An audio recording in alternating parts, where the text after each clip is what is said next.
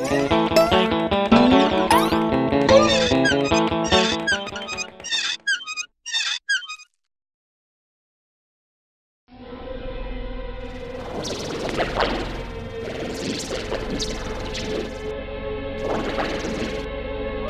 bom?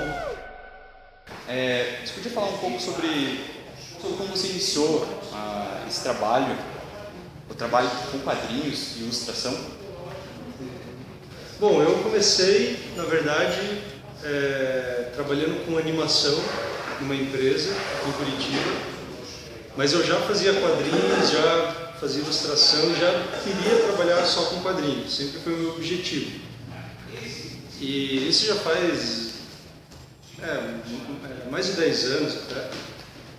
E ainda nessa empresa eu comecei a fazer a Quadrinhópolis, a Avenida, meio até no intervalo do trabalho, assim, a gente aproveitava para fazer.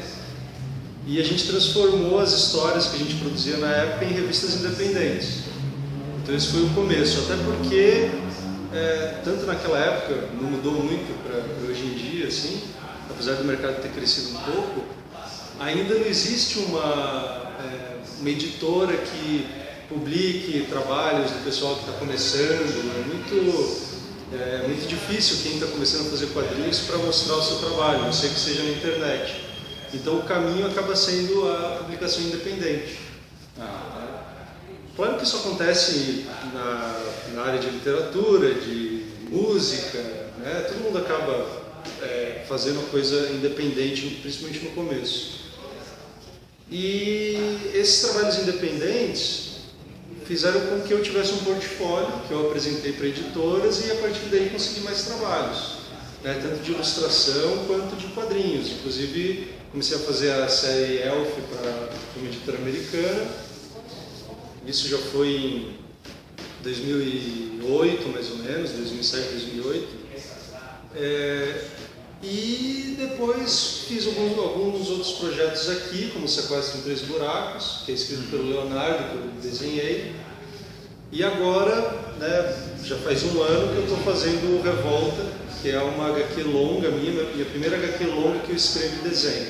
Você comenta que não tem nada contra os comics, né, de heróis, até o Elfo, por exemplo, mas que você prefere contar as suas histórias do seu jeito.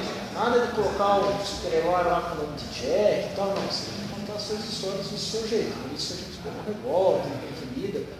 E como é que é fazer esse tipo de produção e vender? Poxa, eu estou gostando bastante, porque eu acho que atinge as pessoas de uma forma diferente. Super-herói é uma coisa que eu gosto, eu acho legal, mas é uma fórmula que é repetida exaustivamente, né? E já fazem muitas décadas que é repetido. Existem algumas alterações ali, né? Algumas mudanças, mas é uma formulazinha. Essa é a Maristela, a poderosa chefona.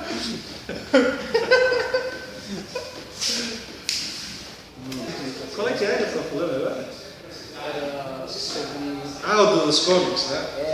Isso, nós fazemos do teu jeito. Bom, então, os super-heróis é uma fórmula que é repetida, né? Ano após ano é repetida. Então, eu acho que para quem lê é muito interessante. Eu, como leitor, eu até acho interessante, que agora eu não leio mais, pela verdade. Mas enquanto eu lia, eu achava interessante. Mas como profissional, assim, eu nunca desenhei super-herói. Mas a experiência que eu tive, né, no mercado americano, o simples fato de desenhar uma série que é escrita por outra pessoa e que reúne vários clichês que são repetidos, sabe?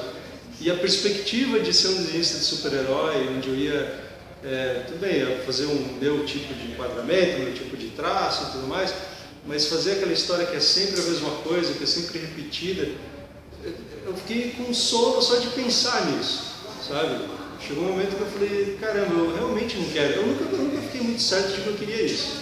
Mas chegou um momento que eu falei, eu realmente não quero isso. Então, e foi até antes do Revolta, antes de começar o Revolta, né?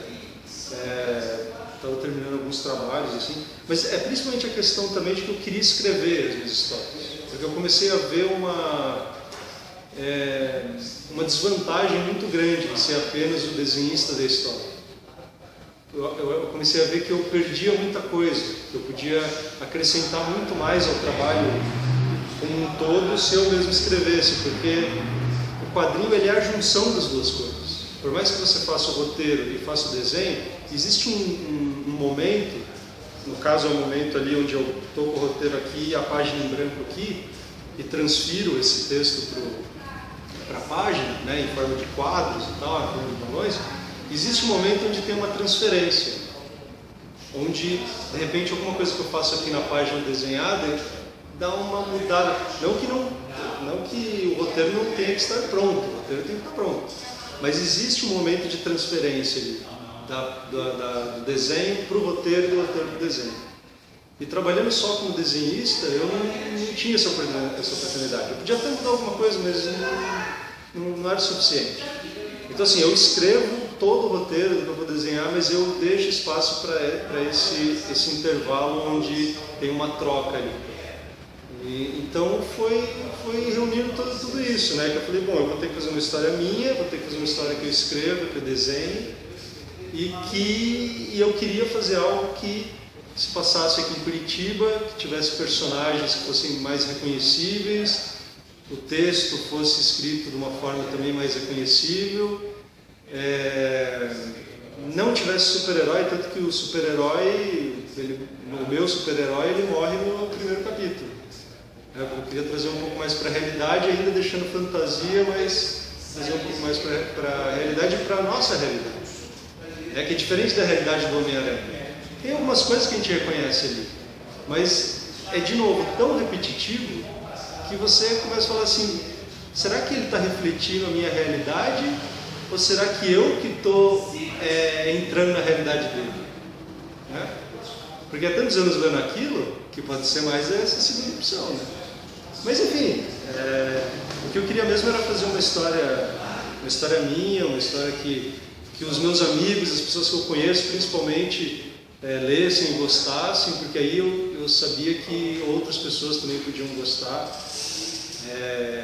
e gostar de uma forma assim de se ver ali mesmo, de achar algo diferente e interessante. Bom, comentando isso, de entrar na realidade do personagem, esquecer a nossa, achar que a realidade dele é a nossa, o atual manda-chuva da Marvel, ele comentou que ele não pega nenhum roteirista que não seja um nativo norte-americano. E o pessoal da Bonelli Comics que esteve aqui na GPCon 1, eles comentaram também que eles não pegam nenhum roteirista que não seja um italiano. E também, no caso da Bonelli, o traço, ele tem algumas fórmulas ali, que embora o mercado de comics norte-americano tenha assim, algumas fórmulas e tal, o negócio da Bonelli é ainda maior, essas restrições. O que você acha disso, de não pegar um cara que só porque o cara não nasceu no país pátrio Olha, aliás, em relação exatamente a isso ao desenho, alguém também comentou que não existe então uma necessidade de pegar um outro desenhista, sendo que existe uma fórmula exata para fazer o traço. Se sair daquilo ali tantos quadradinhos por página, acabou o enquadramento mais ou menos assim, então não existe uma necessidade de mudar o desenhista. Porque o desenhista seria uma nova visão, assim como um novo roteirista, né? Então, o que você acha disso? A questão de não aceitar roteiristas estrangeiros, para mim faz todo sentido. Faz todo sentido. O que não faz sentido é os roteiristas daqui terem que trabalhar para lá. Essa necessidade é que não faz sentido. Você imagina se eles começarem a aceitar escritores húngaros para escrever a Mônica. Não faz sentido nenhum. Não faz sentido também a gente ir lá escrever o Capitão América. É uma coisa boba mesmo. Eu acho que eles estão certos em não querer. O problema é que eles dominam o mercado de tal forma que os roteiristas veem esse caminho como a única alternativa rentável. Esse é o problema. Então a solução é começar a produzir mais coisas aqui e criar um mercado de leitores aqui. Que é uma coisa que... Esse é o grande desafio, sempre foi. Mas isso está acontecendo. Se você pegar um mercado mais independente, mais alternativo, tem muita coisa. E é legal que o pessoal independente, alternativo de quadrinhos hoje, eles estão totalmente se nivelando com a galera mainstream. Assim, a questão da qualidade, você pega vários álbuns, né, formato livre de quadrinhos feitos aqui no Brasil, o pessoal até que está começando, você vê uma qualidade enorme. Bom, esse daqui, o Cidade do Sorriso, é um exemplo legal, né? Se você pegar, até pelo tamanho, né? Não é mais uma revista, como a gente costumava fazer. Nem um fanzine. Um fanzine, é um livro. Esse do Cidade do Sorriso é um exemplo legal também da quantidade de artistas que tem, principalmente aqui no Paraná, porque aqui tem cerca de, se não me engano, são 50 e poucos entre escritores e desenhistas, a maioria do Paraná, muitos de Curitiba, a maioria do Paraná, produzindo histórias dentro dessa temática, né, que é zumbi, que é uma temática universal, na verdade, mas tendo como pano de fundo a cidade de Curitiba. Então, tem muito dos hábitos de Curitiba aqui, tem muito do jeito da galera pensar aqui, que está refletido nos quadrinhos. Então, isso daqui é uma iniciativa legal. Mas não é o único, tem muitos quadrinhos hoje em dia que refletem bem mais a nossa realidade. Assim. Isso é bem interessante. Agora, você falou a questão dos desenhistas, né? Eu acho que se você pegar a Marvel ou a Bonelli ou qualquer editora, você vai ver a maioria dos desenhistas que são meio parecidos, mas você vai ver alguns diferentes também. Eu acho que às vezes, sabe o que falta? É um pouco de personalidade dos próprios desenhistas, porque eles querem trabalhar no mercado, eles querem arrumar emprego, né? Existe uma imposição, só que tem aqueles que impõem o seu próprio traço e conseguem, e estão lá, e o público gosta. Eu acho que esses são os corajosos, o resto não teve tanta coragem assim. Existe a imposição, mas e daí? Você pode passar por cima disso, por que não? Bom, já que a gente está falando de um ponto meio polêmico, essa parte, né, artistas de fora, poder mexer no trabalho de lá ou não, né? Comenta um pouquinho sobre uma questão que você já conversou comigo, que o cara, se ele não desenha e roteiriza, você acha que ele não aproveita tudo que ele poderia. Até você comentou indiretamente antes. Comenta um pouco mais. É que eu acho que o quadrinho ele é como eu disse, algo que junta imagem com texto. É uma junção das duas coisas. Eu acho que o quadrinista, quando você fala assim, o quadrinista, entende-se que é o cara que escreve desenho. E se não, o cara é um roteirista, ele é um desenhista. Né? Para chegar a ser um quadrinista, você tem que fazer as duas coisas. Porque também não é só um desenho e o texto, é a questão de você montar a página, de você localizar os quadros, você fazer a sequência, não só no roteiro, como no papel ali, desenhando, colocar os balões definem o ritmo também. O tamanho dos balões, que tem a ver com o tamanho do texto em cada balão. Se você pegar qualquer página de quadrinhos, você vê que é uma construção complexa. Né? Para chamar alguém de quadrinista, tem que ser alguém que domine todos esses elementos. E não só uma parte. Então, vamos falar um pouquinho do teu passado. Né? Fala um pouquinho do que foi o Coletivo Quarto Mundo.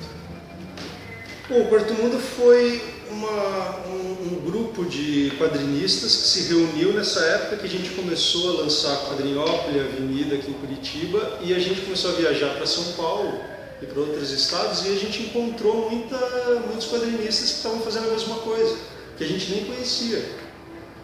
E, inclusive que já estavam fazendo antes da gente, revistas na mesma linha, revistas independentes, só que já não eram mais fanzines, já tinham um acabamento melhor, tinha uma tiragem, histórias mais bem trabalhadas e tal.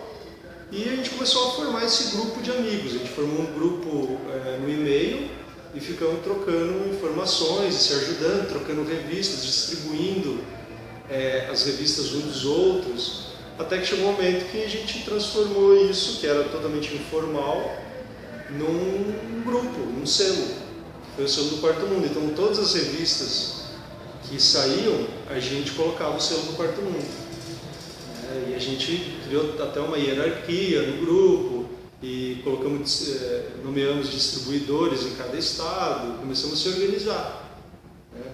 E ajudou todo mundo, foi uma coisa muito legal, né? A gente foi reconhecido, ganhamos vários prêmios, o Quarto Mundo começou a ser conhecido em vários lugares, começou a ganhar credibilidade, mas chegou um momento que todo mundo estava no grupo meio que já estava indo para um outro nível, né? Que já queria fazer trabalhos mais autorais mesmo, todo mundo começou a lançar livro, e aí o grupo começou a cobrar de si mesmo, né? Uma participação de todos, o que não acontece, né? Quando você junta um monte de gente, começa a dar um monte de problema também. Mas foi muito bom para levantar a gente no começo, e depois todo mundo rumou para o seu...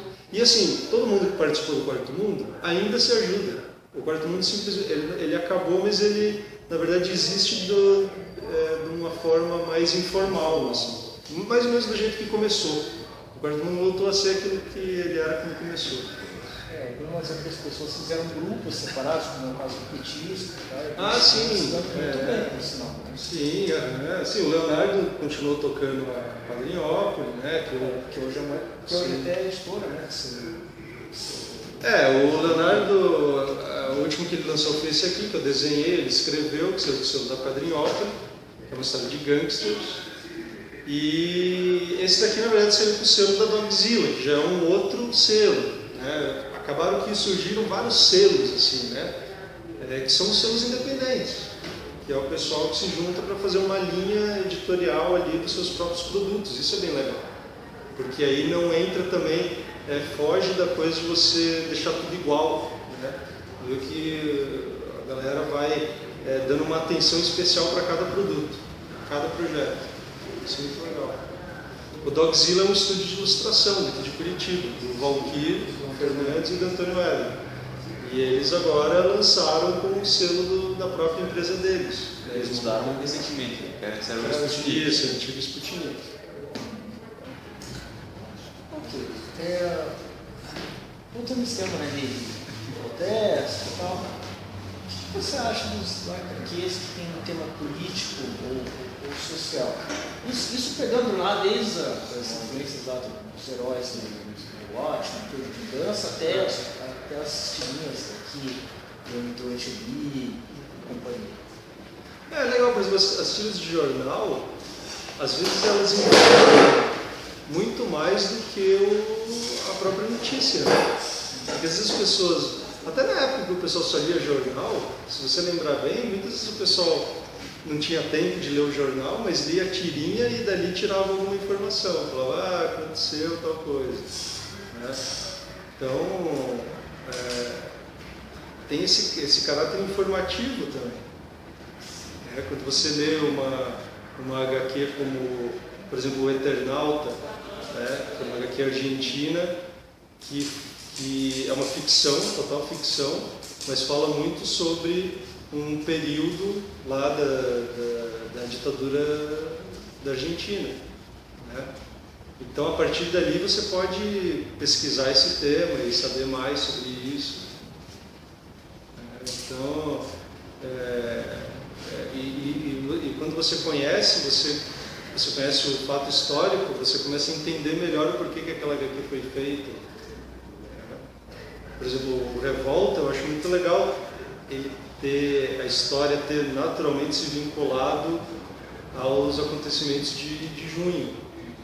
Eu acho que a HQ vai virar até como, ela vira assim como se fosse uma parte, reflete uma parte da história, né? As pessoas vão falar, no ano que essa HQ teve tal acontecimento. Começa a fazer esses links, assim.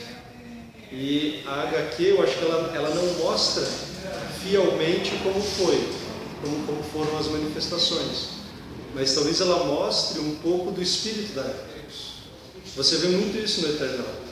O Eternauta, ele é uma ficção, total ficção, mas você vê muito o espírito através dos personagens, como é que eles se sentiam naquela época, né? E daí vai para a fantasia, né? E aí vai embora. Não é raro um tema de ficção ser mais real do que uma história dita real. Pois é. Pois é, é verdade. É ficção, mas carrega, né? Carrega um pouco de realidade. Aliás, é por isso que a gente gosta das histórias. Porque é uma ficção, mas não é uma mentira. É uma ficção baseada na realidade. É verdade. Vamos fazer. Isso aí então, cara. Muito obrigado. Valeu. Isso aí. Isso aí. Tá.